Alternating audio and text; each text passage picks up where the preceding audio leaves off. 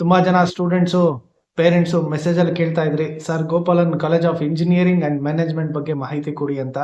So Gopalan college of engineering ಇದು locate ಆಗಿರೋದು ಊಡಿ ಅಲ್ಲಿ. ಸೊ ಊಡಿ ಎಲ್ಲಪ್ಪ ಇದೆ ಅಂದ್ರೆ ನಿಮಗೆ Whitefield nearest place, K R ಪುರಂಗೂ ತುಂಬಾ ಹತ್ತಿರದಲ್ಲಿರೋ ಜಾಗದಲ್ಲಿ ಲೊಕೇಟ್ ಆಗಿರೋ ಕಾಲೇಜು. ಸೊ ಯಾವ ತರ ಟ್ರಾನ್ಸ್ಪೋರ್ಟೇಷನ್ ಇದೆ ಈ ಕಾಲೇಜ್ಗೆ, BMTC ಬಸ್ ಫೆಸಿಲಿಟಿ ಇದೆಯಾ ಅಂತ ಅನ್ಕೊಂಡ್ರೆ, ಸೊ ಇದು IT ಏರಿಯಾದಲ್ಲಿ ಲೊಕೇಟ್ ಆಗಿರೋದ್ರಿಂದ ಬಸ್ಸಸ್ಸು ತುಂಬಾ ಕನ್ವಿನಿಯೆಂಟ್ ಆಗಿದೆ. ಸೊ ನೀವು ಊಡಿ ಬಸ್ ಸ್ಟಾಪಲ್ಲಿ BMTC ಬಸ್ ಸ್ಟಾಪಲ್ಲಿ ಇಳ್ಕೊಂಡ್ರೆ ಸೊ ವಾಕೇಬಲ್ ಡಿಸ್ಟೆನ್ಸ್ ಅಲ್ಲಿ ನಿಮಗೆ ಕಾಲೇಜು ಲೊಕೇಟ್ ಆಗಿದೆ. ಸೊ ಮೋಸ್ಟ್ ಕನ್ವಿನಿಯೆಂಟ್ ನಿಮ್ BMTC ಓಡಾಡ್ತೀವಿ ಅಂದ್ರೆ ಸೊ ಈ ಕಾಲೇಜು ತುಂಬಾ ಕನ್ವಿನಿಯೆಂಟ್. ತುಂಬಾ ಕಾಲೇಜುಗಳಿಗೆ ತುಂಬಾ ದೂರ ವಾಕ್ ಮಾಡ್ಬೇಕಾಗತ್ತೆ. ಈ ಕಾಲೇಜ್ಗೆ ನಿಮ್ಗೆ ತುಂಬಾ ಕನ್ವಿನಿಯೆಂಟ್ ಆಗಿ BMTC ಬಸ್ ಫೆಸಿಲಿಟಿ ಇದೆ. ಸೊ ಈಗ ತುಂಬಾ ಜನ ಇನ್ನೊಂದು ಏನ್ ಕೇಳ್ತಾರೆ ಅಂದ್ರೆ, ನಮ್ಗೆ BMTC ಜೊತೆ ಮೆಟ್ರೋ ಫೆಸಿಲಿಟಿ ಬೇಕು ಬೆಂಗಳೂರಲ್ಲಿ ಇಂಜಿನಿಯರಿಂಗ್ ಕಾಲೇಜ್, ಆ ತರ ಇರೋ ಕಾಲೇಜಸ್ನ ಲಿಸ್ಟ್ ಮಾಡಿ ಹೇಳಿ ಅಂತ ತುಂಬಾ ಜನ ಫೋನ್ ಮಾಡಿ ಮೆಸೇಜ್ ಮಾಡಿ ಕೇಳ್ತಿರ್ತಾರೆ.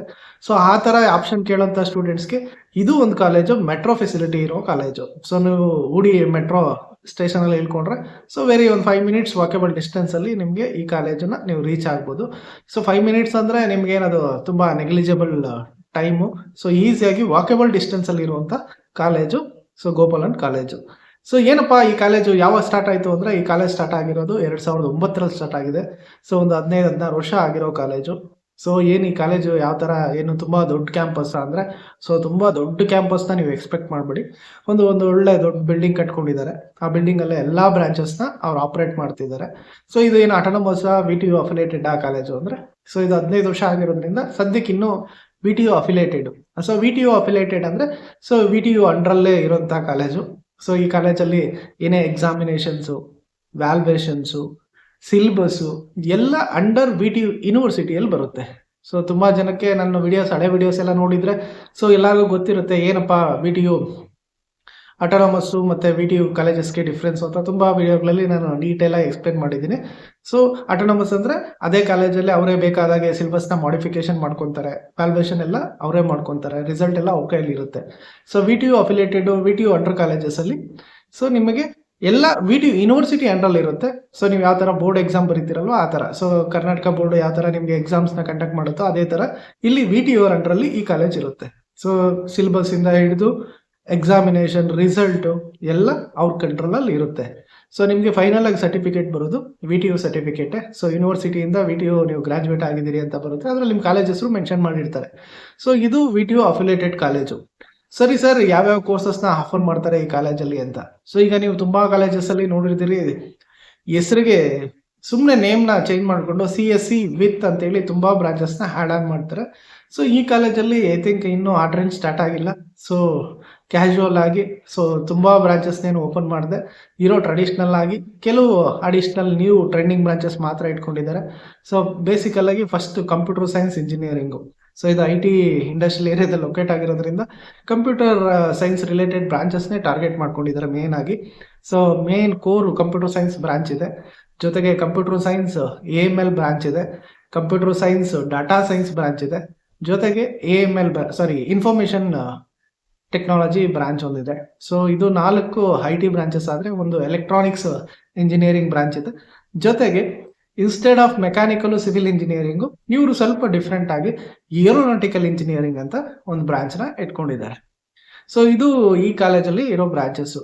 ಸೊ ಇಲ್ಲಿ ನೀವು ಬೇಕಾದರೆ ತುಂಬ ಜನ ಯಾರು ಏರೋನಾಟಿಕಲ್ಲು, ಏರೋಸ್ಪೇಸ್ ಇಂಜಿನಿಯರಿಂಗ್ ಬಗ್ಗೆ ಇಂಟ್ರೆಸ್ಟ್ ಇರ್ತೀರೋ ಅವರು ಸ್ಪೆಷಲಿ ಸ್ವಲ್ಪ ಕಾನ್ಸಂಟ್ರೇಟ್ ಮಾಡಿರ್ತಾರೆ ಯಾವ್ಯಾವ ಕಾಲೇಜ್ನ ಟಾರ್ಗೆಟ್ ಮಾಡಬೇಕು ಅಂತ. ಸೊ ಈ ಕಾಲೇಜಲ್ಲೂ ನಿಮಗೆ ಏರೋನಾಟಿಕಲ್ ಇಂಜಿನಿಯರಿಂಗ್ ಇದೆ. ಸೊ ಜನರಲ್ ಆಗಿ ತುಂಬ ಮೇಜರ್ ಟಾಪ್ ಕಾಲೇಜಸಲ್ಲಿ ಮಾತ್ರ ಏರೋನಾಟಿಕಲ್ ಇಂಜಿನಿಯರಿಂಗ್ನ ಲಾಂಚ್ ಮಾಡ್ಕೊಂಡಿದ್ದಾರೆ. ಸೊ ಇವರು ಈ ಕಾಲೇಜಿನಲ್ಲಿ ಏರೋನಾಟಿಕಲ್ ಇಂಜಿನಿಯರಿಂಗ್ನ ರನ್ ಮಾಡ್ತಿದ್ದಾರೆ. ಸೊ ನಿಮ್ಗೆ ಏನಾದರೂ ಅದೇ ಬ್ರಾಂಚಲ್ಲಿ ಓದಬೇಕು ಅಂತ ಏನಾದರೂ ನಿಮ್ಗೆ ಇಂಟ್ರೆಸ್ಟ್ ಇದ್ರೆ ಈ ಕಾಲೇಜ್ನ ಒಂದು ಆಪ್ಷನ್ ಆಗಿ ನೀವು ಖಂಡಿತ ಇಟ್ಕೊಬೋದು. ಸೊ ಏರೋನಾಟಿಕಲ್ ಇಂಜಿನಿಯರಿಂಗ್ ಎಲ್ಲ ರೀತಿಯ ಫೆಸಿಲಿಟಿ ಇರಲೇಬೇಕು. ಸೊ ಆ ಫೆಸಿಲಿಟೀಸ್ ಎಲ್ಲ ಇದೆ. ಸೊ ನೆಕ್ಸ್ಟ್ IT ಬ್ರಾಂಚಸ್ಸು ಇದೆ. IT ಬ್ರಾಂಚಸ್ಗೆ ಏನಪ್ಪ ಬೆನಿಫಿಟ್ ಅಂದರೆ ಇದು IT ಏರಿಯಾದಲ್ಲಿ ಲೊಕೇಟ್ ಆಗಿರೋದ್ರಿಂದ ಸೊ ನೀವು ಈ ಕಾಲೇಜನ್ನ ಒಂದು ಪಾಯಿಂಟಲ್ಲಿ ನೀವು ಕಾನ್ಸಂಟ್ರೇಟ್ ಮಾಡ್ಬೋದು. ಯಾವಾಗ IT ಸರೌಂಡಿಂಗಲ್ಲಿ IT ಕಂಪ್ನೀಸ್ ಇರುತ್ತೋ ಆಟೋಮೆಟಿಕಲಿ ನಿಮಗೆ ಖಂಡಿತ ಚಾನ್ಸಸ್ಸು ಜಾಸ್ತಿ ಇರುತ್ತೆ ಪ್ಲೇಸ್ಮೆಂಟ್ ಆಗೋದಕ್ಕೆ. ಸೊ ನಿಮ್ಗೊಂದು ಒಳ್ಳೆ ಎಕ್ಸ್ಪೋಜರ್ ಸಿಗುತ್ತೆ, ಹತ್ರದಲ್ಲೇ ಇದ್ದರೆ ಇಂಟರ್ನ್ಶಿಪ್ ಸಿಗುತ್ತೆ. ಸೊ ಇನ್ನು ಮೇ ಬಿ ಇದು ಇನ್ನು ಮುಂದೆ ತುಂಬ ಚೆನ್ನಾಗಿ ಡೆವಲಪ್ ಆದರೆ ಸೊ ಒಂದು ಒಳ್ಳೆ ರೆಪ್ಯುಟೇಷನ್ ಬಿಲ್ಡ್ ಮಾಡೋ ಎಲ್ಲ ಚಾನ್ಸಸ್ಸು ಈ ಕಾಲೇಜ್ಗೆ ಖಂಡಿತ ಇದೆ. ಮೆಟ್ರೋ ಕನೆಕ್ಟಿವಿಟಿ ಇದೆ. ಸೊ IT ಹಬ್ಬಲ್ ಇದೆ. ಸೊ ಒಂದು ಜಾಗದ ಲೊಕೇಶನ್ ಅಡ್ವಾಂಟೇಜ್ ಈ ಕಾಲೇಜ್ಗೆ ತುಂಬಾ ಇದೆ. ಸೊ ಇನ್ನು ಸ್ವಲ್ಪ ಪ್ಲೇಸ್ಮೆಂಟ್ ಪಾಯಿಂಟ್ ಆಫ್ ವ್ಯೂ ಅಲ್ಲಿ ಇವ್ರೇನಾದ್ರೂ ಇಂಪ್ರೂವ್ಮೆಂಟ್ ಕಂಡ್ಕೊಂಡ್ರೆ ಸೊ ಇದು ಒಂದು ಒಳ್ಳೆ ರೆಪ್ಯೂಟೆಡ್ ಕಾಲೇಜ್ ಆಗೋ ಎಲ್ಲ ಚಾನ್ಸಸ್ ಇದೆ. ನೆಕ್ಸ್ಟ್ ಬಂದು ಸ್ಟೂಡೆಂಟ್ಸ್ ಕೇಳೋದು hostel facility. Sir hostel facility ಹೇಗಿದೆ? ಸೊ ಈ ಕಾಲೇಜಲ್ಲಿ ಕಾಲೇಜ್ ಆಪೋಸಿಟ್ ಅಲ್ಲೇ ನಿಮಗೆ ಬಾಯ್ಸ್ ಗರ್ಲ್ಸ್ ಹಾಸ್ಟೆಲ್ ಇದೆ. ಸೊ ನಿಮಗೆ ತುಂಬಾ ಕಾಲೇಜಸ್ ಅಲ್ಲಿ 1 ಲಕ್ಷ, 1.5 ಲಕ್ಷ, 2 ಲಕ್ಷ ತನಕ ಹಾಸ್ಟೆಲ್ ಫೀಸ್ ನ ಚಾರ್ಜ್ ಮಾಡ್ತಾರೆ.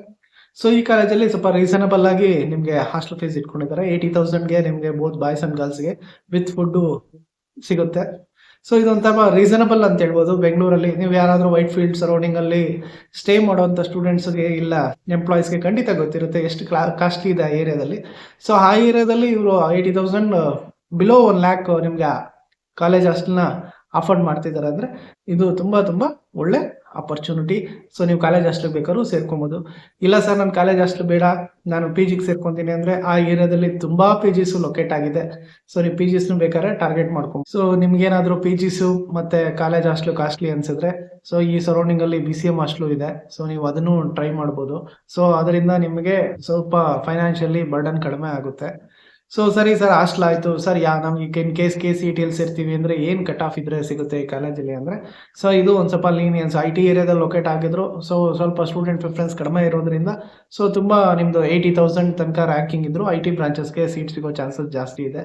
ಸೊ ನೀವು ಏರೋನಾಟಿಕಲ್ ಇಂಜಿನಿಯರಿಂಗ್ ಮಾಡ್ಬೇಕಂದ್ರೆ ಅಪ್ ಟು 2 lakhs ತನಕ ಕಟ್ ಆಫ್ ಈ ಕಾಲೇಜಲ್ಲಿ ಇದೆ. ಸೊ ಇದು ತುಂಬಾ ಇಂಪಾರ್ಟೆಂಟು. ಸೊ ಇದರಿಂದ ನಿಮಗೆ ಚಾನ್ಸಸ್ ಜಾಸ್ತಿ ಇದೆ. ಸೊ ಎಷ್ಟೋ ಜನ ಬೆಂಗಳೂರಲ್ಲಿ ಇಂಜಿನಿಯರಿಂಗ್ ಮಾಡಬೇಕು ಅಂತ ಆಸೆ ಇರುತ್ತೆ. ಸೊ ಯಾವ ಕಾಲೇಜಲ್ಲಿ ಓದಬೇಕು, ಸೊ ನಮ್ದು ರ್ಯಾಂಕಿಂಗ್ ಜಾಸ್ತಿ ಇದೆ. ಸೊ ಇದು ಒಂದು ಕಾಲೇಜು ನೀವು ಆಪ್ಷನ್ ಆಗಿ ಇಟ್ಕೊಬೋದು KCET ಮುಖಾಂತರ. ಯಾಕಂದ್ರೆ ಕರ್ನಾಟಕದಲ್ಲಿ ತುಂಬಾ ಇಂಜಿನಿಯರಿಂಗ್ ಕಾಲೇಜಸ್ ಇದೆ. ಸೊ ಆಲ್ರೆಡಿ ನಾನು ಒಂದು ವಿಡಿಯೋದಲ್ಲಿ ಮಾತಾಡಿದ್ರೆ ಬೆಂಗಳೂರಲ್ಲಿ ನೀವು ಇಂಜಿನಿಯರಿಂಗ್ ಮಾಡಿದ್ರೆ ಏನೇನು ಬೆನಿಫಿಟ್ ಇದೆ ಅಂತ ಹೇಳಿದ್ದೀನಿ.